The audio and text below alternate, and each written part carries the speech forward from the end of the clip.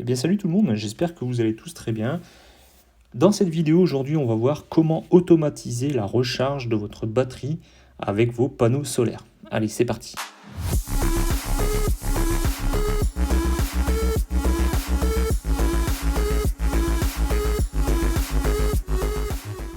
Alors cette vidéo tuto va vous expliquer un petit peu comment automatiser la recharge de votre batterie, par exemple EcoFlow, Blue Yeti ou même une autre marque, via des prises connectées.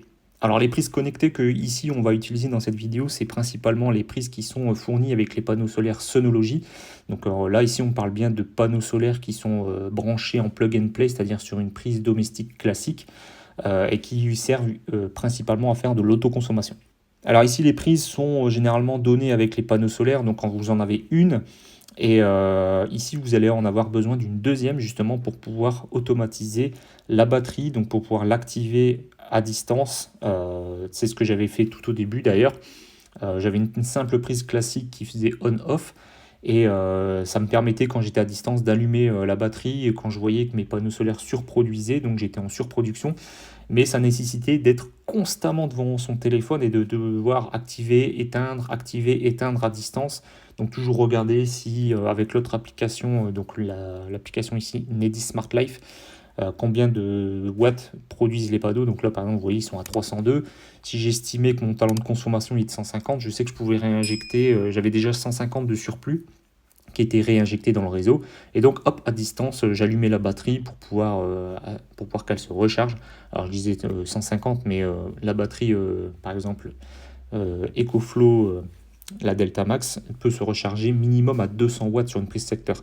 Donc, il fallait que j'attende d'être autour des 340-350 watts de production. Et hop, j'ai activé la prise connectée. Mais bon, s'il y avait un nuage qui passait, la prise, elle s'éteint pas. Hein, la batterie, elle va continuer à tirer. Et s'il n'y a pas assez au niveau des panneaux solaires, ça tire forcément chez Enedis. Donc du coup là, c'est ça qui m'embêtait le plus parce que ça m'obligeait d'être tout le temps devant le téléphone et c'était vraiment embêtant, surtout par temps nuageux. Hein, quand le soleil était là tout le temps sur un temps dégagé sur toute la journée, ça posait pas de problème. Mais dès qu'il y avait des petites variations, etc., c'était un petit peu contraignant. Donc du coup, dans cette vidéo, je vais vous montrer comment faire pour automatiser cela. Et donc les prérequis qu'il vous faut pour ça, c'est deux prises de la même marque, hein, c'est-à-dire, enfin pas forcément deux prises de la même marque, mais deux prises qui utilisent la même application. Donc ici, ça sera les prises Nedis Smart Life, donc c'est les prises qui sont généralement données avec les panneaux solaires Synology. Je sais qu'il peut y avoir des variations aussi chez eux, de temps en temps ils donnent des prises Tuya s'ils n'arrivent pas à se fournir chez Smart Life. Donc ici, voilà, donc vous prenez deux prises qui sont des prises connectées qui comptent aussi, donc c'est des prises compteurs, on appelle ça aussi, parce qu'ils arrivent à calculer justement le nombre de watts produits par le panneau. Donc ici, vous voyez bien, hein, c'est des prises qu'ils arrivent à calculer, donc du coup, c'est ce qui permet de voir la production. Et c'est aussi des prises qui sont intelligentes dans le sens où vous allez pouvoir créer des scénarios, et c'est ce qui va nous servir justement pour automatiser les prises. Donc comment ça se passe? C'est très simple. Donc déjà, il vous faut une prise connectée, forcément, que vous avez avec vos panneaux solaires, et la deuxième, toujours pareil, comme je disais, identique, hein, ou alors qui utilise la même application, que vous allez devoir utiliser pour votre batterie. Donc moi ici, ça sera la batterie Delta Max de chez EcoFlow dans mon exemple, mais ça peut marcher avec n'importe quelle autre batterie, évidemment. Donc, là, vous connectez vos deux batteries, hein, enfin vos deux prises, vous les paramétrez. Donc ça, je ne vais pas vous expliquer, vous savez le faire si vous en avez déjà. C'est très facile hein, au niveau de l'appairage et de la connexion Wi-Fi. Une fois qu'elles sont présentes dans votre application, donc là vous voyez que j'ai ma prise pour les panneaux solaires et ma prise pour la Delta Max qui est actuellement éteinte. Donc pour créer les scénarios, c'est très simple, il suffit d'aller dans l'onglet intelligent. Donc vous voyez ici, moi j'ai déjà plusieurs scénarios créés. Je vais vous montrer comment en faire, comment les créer justement et comment rendre automatique tout cela. Donc avant de vous montrer, l'explication est assez simple.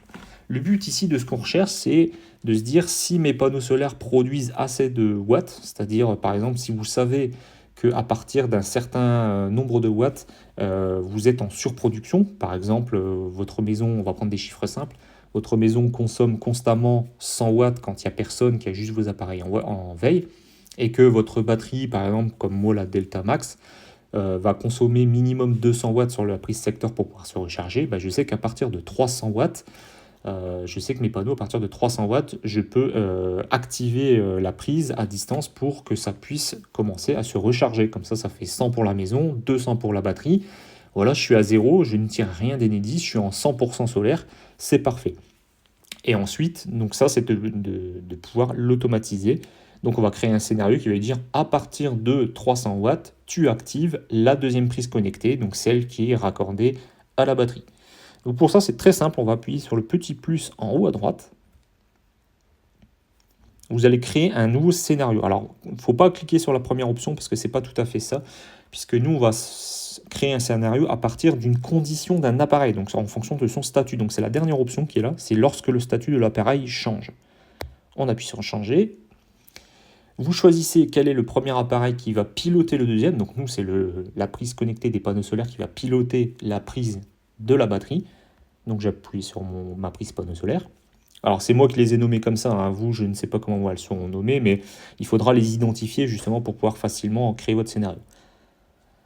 Donc la prise panneau solaire, nous, ce qui nous intéresse, ça va être sa production, donc sa puissance en watts. Donc on clique sur la puissance. Et donc du coup, nous, la condition, c'est, comme je disais, par exemple, on va prendre l'exemple de 300 watts. Donc si le panneau solaire produit 300 watts minimum, si ça peut produire plus, bah, c'est tant mieux. Donc ça sera supérieur à. Vous appuyez sur le chiffre ici, vous effacez, ou alors vous pouvez utiliser la jauge qui est en bas, mais ce n'est pas très, très précis. Vous effacez, vous dites 300 watts. Donc là, notre première condition, c'est si la prise connectée donc, détecte que les panneaux solaires produisent 300 watts ou plus, alors, donc là, on va passer à la condition suivante. Donc là, il suffit de dire alors. Donc là, vous choisissez votre condition supplémentaire. Donc là, on va lui dire qu'est-ce qu'il faut faire. Donc c'est exécuter, hein, allumer en gros la prise qui est raccordée à la batterie. Donc c'est exécuter le périphérique. Donc là, il faudra sélectionner votre deuxième prise. Donc moi, je l'ai nommé Delta, enfin Delta Max pour la batterie. Donc voilà, Delta Max. Et ensuite, vous avez deux options possibles. Donc soit le commutateur, soit un compte à rebours. Le compte à rebours, ça ne sert à rien. Nous, ce qu'on veut, c'est le commutateur. Donc ça veut dire en gros on ou off. Donc là, je veux que ça s'ouvre. Donc j'appuie sur ouvrir. Donc en gros, c'est allumé. Hein. Et vous faites enregistrer. Ensuite, vous appuyez sur suivant. Donc là, votre scénario est prêt à être enregistré. Vous pouvez le renommer. Donc tout en haut ici, vous avez les trois petits points, vous appuyez dessus. Et puis vous pouvez lui donner un nom, par exemple, si plus 300 watts. Alors, je recharge la batterie. Vous pouvez lui donner n'importe quel nom, c'est pour pouvoir l'identifier facilement, puisque vous allez pouvoir en créer plein comme ça en fonction de votre situation, si vous êtes chez vous, si vous n'êtes pas là, si vous êtes chez vous mais qu'il y a des appareils allumés, donc vous avez plus que besoin de 300 watts, donc vous voulez que ça se déclenche un peu plus que 300 watts par exemple, donc vous le donnez le nom que vous voulez. Et ensuite, vous pouvez même choisir une période, c'est-à-dire, vous savez que tous les lundis, par exemple, il n'y a personne chez vous, donc dès 300 watts de production au niveau des panneaux, vous pouvez activer la batterie. Par contre, tous les mardis, il y a une personne à la maison et qui va consommer un petit peu plus parce qu'elle a la télé d'allumée ou la batterie, enfin un ordinateur portable, enfin peu importe. Donc vous voulez plutôt créer un scénario qui démarre de recharger la batterie plutôt quand les panneaux produisent 400 ou 500 watts. Donc vous voyez, comme ça, vous pouvez créer énormément de scénarios en fonction de votre semaine, de votre journée, des heures aussi. Donc on va voir un petit peu.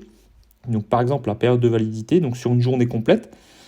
Donc là, il demande d'accéder à la page de domicile, mais vous n'êtes pas obligé, vous faites annuler. On n'a pas besoin d'être géolocalisé. Donc là, vous pouvez lui dire que ça fonctionne 24 heures sur 24, ou alors au lever du soleil. Enfin, donc ça va être déterminé en fonction des heures du coucher, du lever du soleil. Ou vous faites carrément une période personnalisée. Donc par exemple, de 8h du matin jusque, par exemple, je sais pas, le soir 18h par exemple. Hop, et vous confirmez. Et ensuite, vous pouvez répéter ça par jour. Donc vous pouvez le dire que le lundi, que le mardi par exemple. Donc là, on va mettre par exemple que le lundi.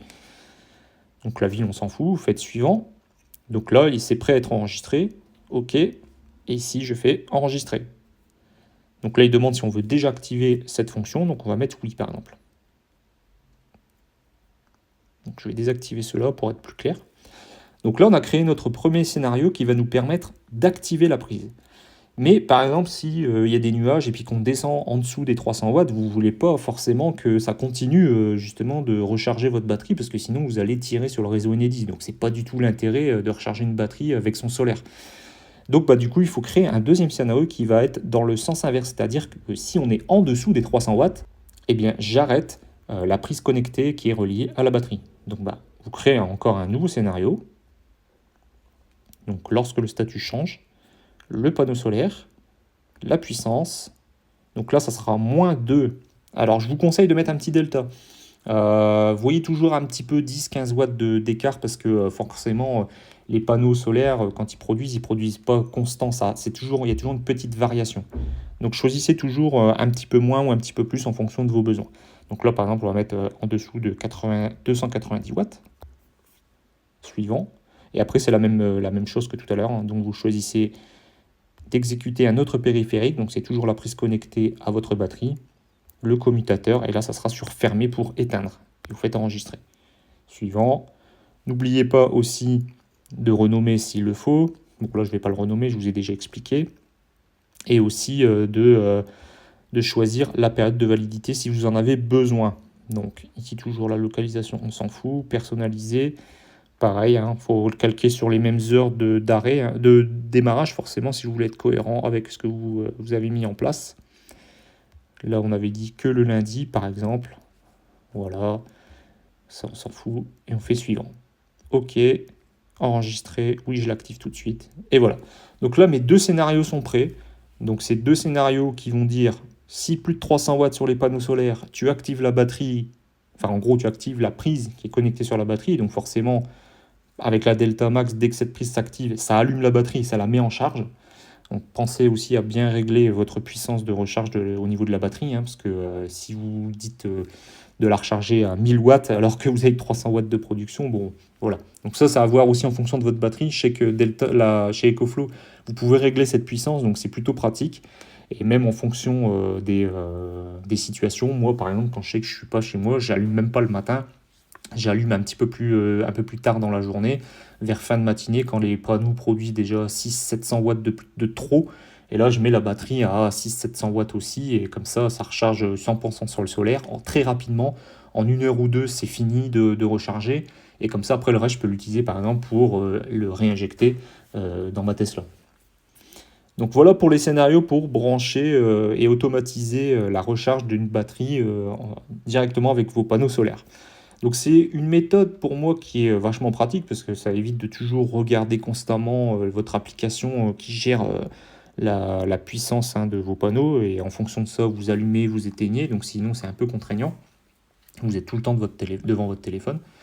Et l'idéal, ça serait même de pouvoir, et ça je vous pose la question pour ceux qui s'y connaissent déjà, hein, qui ont déjà vu ce genre de choses, est-ce que vous savez si c'est possible, par exemple, de le faire avec un EcoJoco? Parce que moi, par exemple, ça serait vraiment l'idéal, parce qu'en fonction de qui est là à la maison, moi, c'est pas toujours stable, c'est pas toujours la même chose, donc je peux pas l'automatiser, dire tous les lundis c'est comme ça, tous les mardis c'est comme ça. Non, moi je peux pas malheureusement, puisque c'est variable. Mais l'idéal, ça serait plutôt en fonction de l'EcoJoco, c'est-à-dire si l'EcoJoco affiche moins 200 watts, ça veut dire que je suis déjà en train de réinjecter 200 watts, et bien j'active ma prise justement de ma batterie pour recharger, pour se mettre à recharger.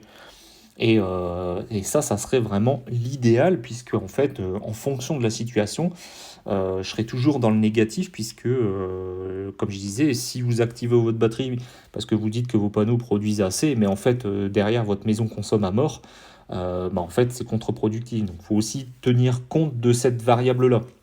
Donc, ce scénario-là que je vous montre est pratique quand, en gros, vous avez une consommation stable au niveau de votre maison ou alors quand vous n'êtes pas chez vous. Donc là, c'est vraiment le top. C'est-à-dire, ça va juste varier, s'allumer et s'éteindre si, par exemple, il y a des nuages et que la production de vos panneaux baisse.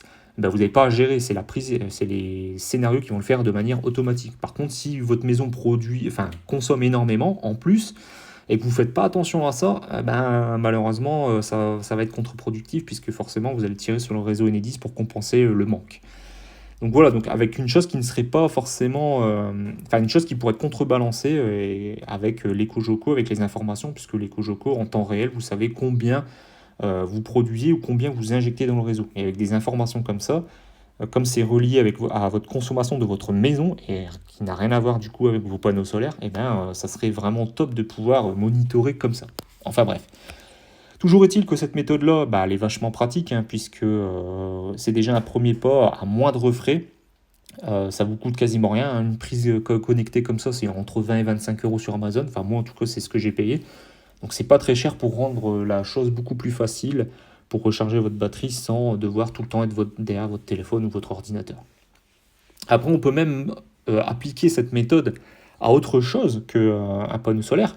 Je ne sais pas, l'activation d'un appareil chez vous, par exemple, qui consomme quelques watts, mais que vous voulez qu'il ne soit que utilisé sur du solaire. Cette prise connectée, généralement, elle supporte jusqu'à 3500, 3600 watts. Donc, vous pouvez mettre déjà des gros appareils dessus, hein, mine de rien, il n'y a pas de souci. Je dirais presque même qu'on pourrait, ça serait à faire le test, mettre par exemple votre Tesla rechargé par exemple, ou enfin votre voiture électrique avec un UMC, puisque ça supporte 3600. Alors il faudrait faire le calcul vite fait, mais ça supporte, donc moi la prise que j'ai par exemple, elle supporte 3600 watts de consommation. Enfin, elle peut supporter 3600 watts. Donc si on le divise par 230 volts, vous pouvez monter jusqu'à 15 ampères.